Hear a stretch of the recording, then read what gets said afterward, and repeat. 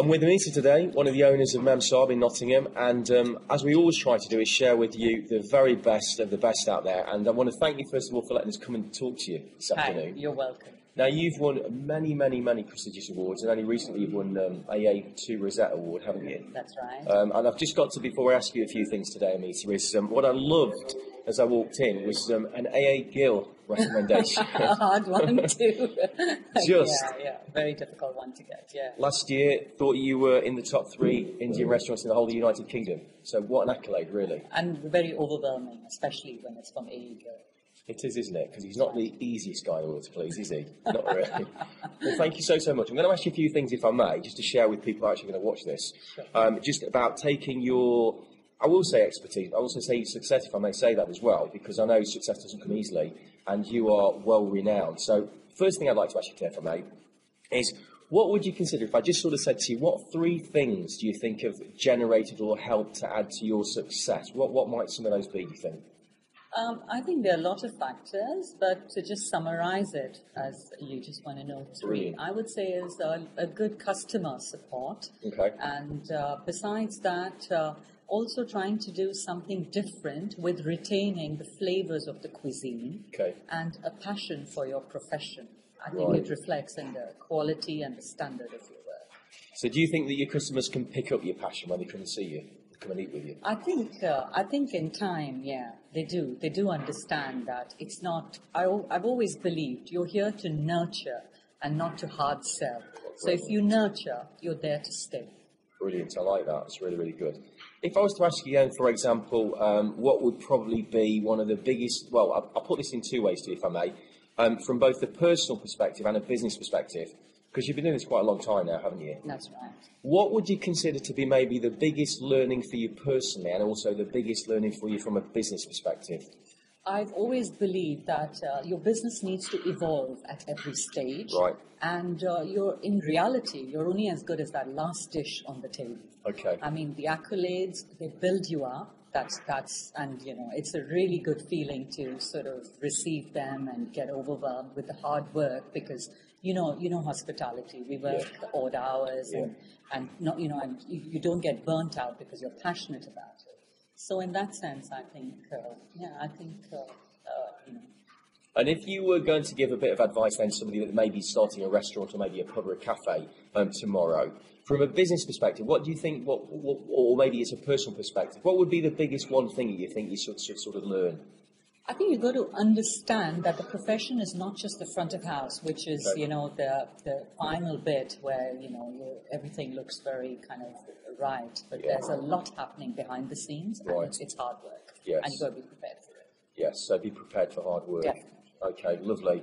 And if I may, I mean, whenever it might have been, but go long, you probably do still to this day, but did you have what I describe as a dream or a goal or a vision that kind of where you wanted to be? Oh, yeah, definitely. You've got to have a fire in your belly and a dream to fulfill. And, I've relocated country. I was in India, and then this is my first venture in England. So, that in itself is a huge step.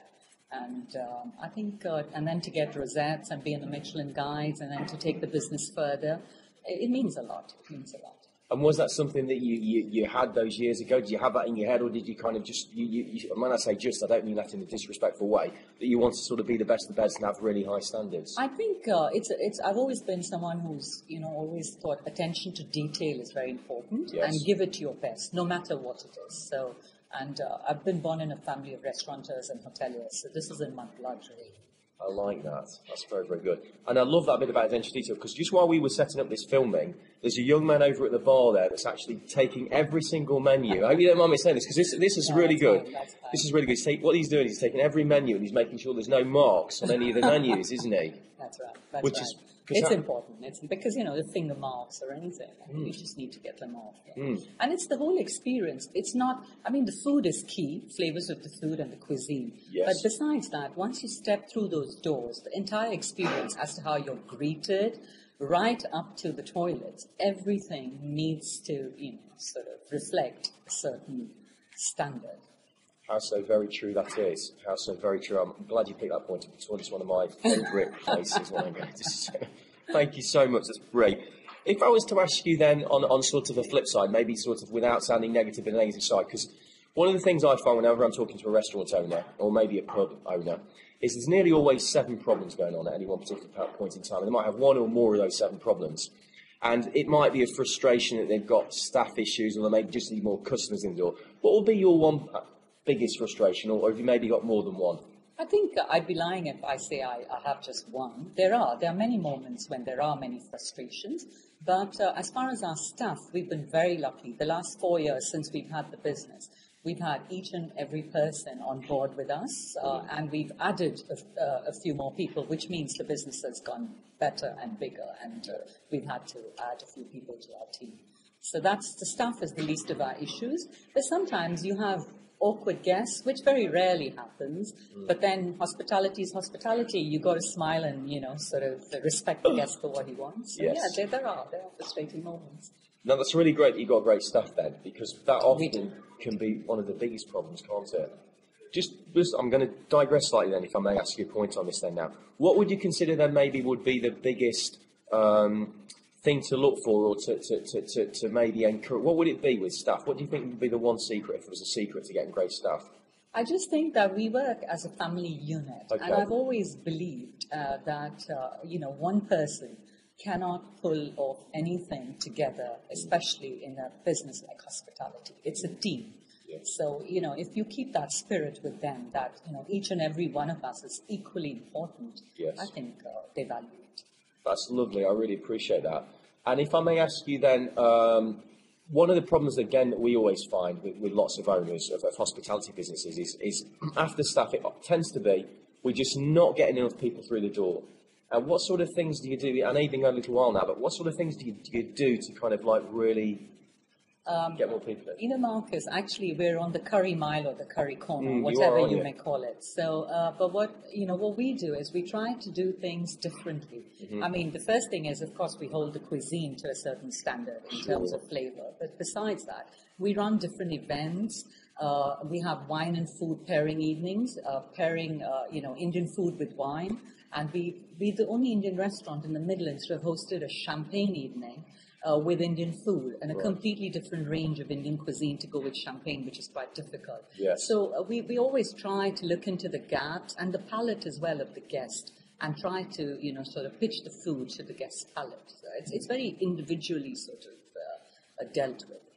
That's really, really nice to hear. If I can just expand on that a little bit then, because that's actually a really, really important point I think you made there, Anita, is you've got to be different then. You've got to differentiate yourself. You've got to, believe in what you're doing, and I think the message does go through. People do understand that. And, we get an immense response, like for the wine and champagne evenings. We are fully booked, and people, ask us in advance. So when is it coming out this year? You know what I mean? So it means a lot to receive that sort of warmth from your customers. Doesn't it just? Because you've got what I'd probably describe as sort of advocates of your business, haven't you? Sort of raving fans of Mem Saab, haven't you? We do have some really good guests. Which is fabulous, isn't it? So for anybody watching this that might have set up a restaurant, whatever it might be, you've got to be different. You've got to do something different that people kind of recognise you for. And love your profession. Love your profession, yeah. Do you think people get into it that don't love it? I think sometimes people just think, I can give it a shot. But, a lot of restaurants come and go. But if you're here to stay, it means that you've really got to be passionate about it. So it's got to come from your heart. It's got to. Yeah. Definitely. So if I may just pick up on that point then, she comes out with some fabulous stuff. Thank you so much for today. If then you're on the curry mile, as you describe it, I know you said you've got to differentiate yourself. What other things might you do? I'm presuming you don't worry about competition. It's just that I've always believed just bother about what you're doing and just concentrate on what you need to do to evolve at every step, every time. I think that's worth its weight in gold, what you just said there. Yeah, otherwise you just be bogged down, you know what I mean, with whatever's happening around you. Yeah. And you lose focus from what you're doing. So I think it's important to just look at what you need to do to get better and better. That's superb. And do you actually, I think you probably alluded to this a little while ago, but if I can just again expand on this one, do you actually ask your customers what they want? Then? Oh yeah, definitely. And I talk to each and every guest at the restaurant personally. I go up to the tables Because like I say, it's a nurture, and it's important to me to understand what they expect out of the meal and, whether they've been pleased or not. I think it's important. So I personally go up to each and every table. That is fantastic, absolutely fantastic, because a lot of owners just don't do that at all. Yeah, but it's not a hard sell, I love this business. So. And it doesn't want to be a hard sell anyway, does it? Yeah. Because people kind of get what you are about the nurturing and the passion, your heart's in it, and where it's all at, isn't it? Exactly. Fantastic, absolutely fabulous stuff you're coming over there. If I may ask you then, if you were setting up a restaurant today, maybe not an Indian restaurant, but what 2 or 3 things would you do sort of initially to what I would describe as to try and thrive and prosper rather than just survive? Because there's a lot of restaurants now in the UK that are going bust. I mean, 29 pubs a week are still closing in the United Kingdom, which is horrendous. What 2 or 3 things might you think about the first things to do if you were thinking of just setting somewhere up? I think, you've got to look at a lot of factors when you're setting up the business. Obviously, the maths needs to work out, the location needs to be right, and, and the local produce, you've got to take into a lot of factors, and then sort of, if your maths is not right, there's no point just going for it, and it's never going to get. Your expenses, and like I said, there's a lot of hidden miscellaneous things going on in hospitality besides the front of house. Fantastic. So you need to have a fair understanding of, the entire structure of the business approach, and not just, serving drinks or serving food. There's a lot more to it. There's a lot of hidden costs. You need to be aware of it. Yeah, so be aware of it, know what's going to happen from sort of start to finish, That's really, right. make sure you've got everything covered, the whole process. You've got to understand the whole ball game. And it is a lot. For someone who's new to it, it is a lot of learning to do.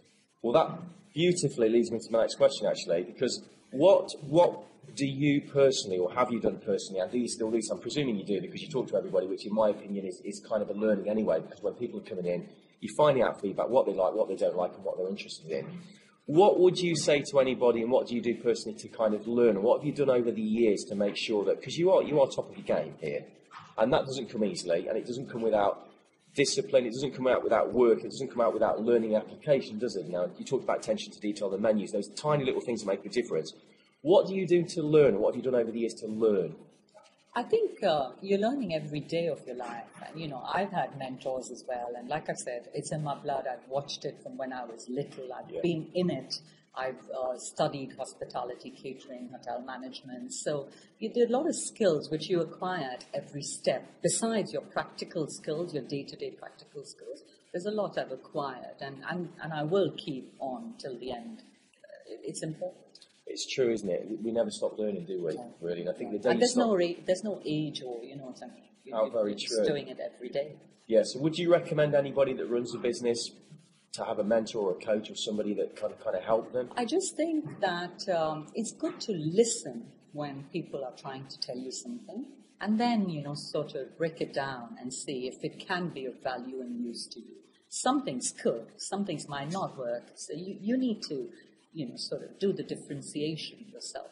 Really. The ultimate decision of how to filter it is yours. Yes. But you have to go through the process, and you've got to listen. And it's with the customers as well. With hospitality, you have to smile, no matter what. Even if you think that, the dish needs to be like this, you've still got to give the customer what he wants and respect his choice and his decision. Wise words, Anita, indeed. And not everybody does it, but they are wise words, aren't they? Got to, because it's his money, and he needs to be happy with where he's spending it and how he's spending it. So it's the whole experience, isn't it, that's going on here? And you mentioned earlier, you do need great food, but it's more than about the food, isn't it? No, it's everything. It's a lot of factors. I mean, the ambience, and, our staff is friendly, but they shouldn't be over-intrusive. Sure. So there's that, they're thin lines, and you've got to sort of play within them. Yes. And do you train your staff quite a bit here? Yeah, we do. Yeah. Training is important, isn't it? It's very important.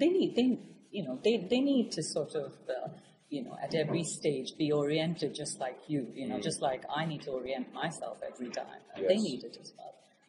Fabulous. You've put out some absolutely fabulous stuff today, and I really want to thank you for taking the time out and letting us come in here and share it with everybody who's going to watch this. What's next for you here at Mem Saab? Well, we're again looking to go further, expand if we can. We are looking, and things happen, Really? What's that? Another restaurant, or are you just what are you thinking? Yeah, of? it could be a different concept. Really? It could be another restaurant. I mean, one thing at a time. But thank you. You're welcome. A few more awards, I'm sure. Hopefully, Down the fingers road. crossed. Fingers Fingers crossed. crossed. Yeah. I think it's a kind of You have to work for it, and Yes. we're ready to do that. So, Yes. yeah. Fabulous. Thank you so much for today. I really appreciate it, and all the very best for you and everybody else here in the future. Thank you so much. Thank you, Lisa. Appreciate it. Thank you very much.